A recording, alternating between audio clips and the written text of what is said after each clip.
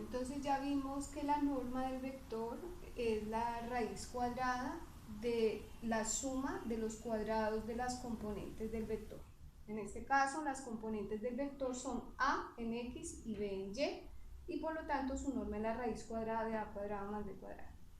Una propiedad de la norma supremamente importante es que la norma es siempre un valor mayor o igual a 0. Y esto pues tiene todo el sentido, ya que la norma representa la longitud de la flecha y no tiene sentido una longitud negativa. Entonces, la norma siempre va a ser mayor o igual a 0. Y va a ser 0 solamente si el vector es el vector 0. El vector 0 es simplemente el origen.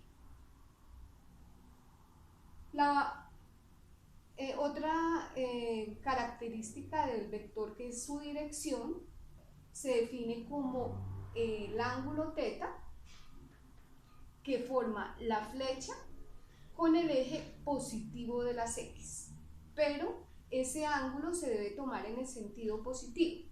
Recuerden que un ángulo se mide positivamente en el sentido contrario de las manecillas del reloj, es decir, de aquí hacia allá. Esto es positivo, esta dirección es negativa. Entonces es el ángulo positivo que forma la flecha con el eje positivo de las x. Si de nuevo consideramos que nuestro vector b tiene componentes a, b, ¿sí? Como aquí, b es a, b, entonces podemos usar relaciones trigonométricas. De nuevo aquí tenemos un triángulo rectángulo, este cateto mediría b, este cateto mediría a, y la relación trigonométrica que involucra cateto opuesto y adyacente es la tangente. Entonces tenemos que la tangente de θ, es decir, la tangente de este ángulo es cateto opuesto, que es b, sobre cateto adyacente, que es a. Despejando θ, tenemos que θ es la tangente a la menos 1 o arco tangente de b sobre a.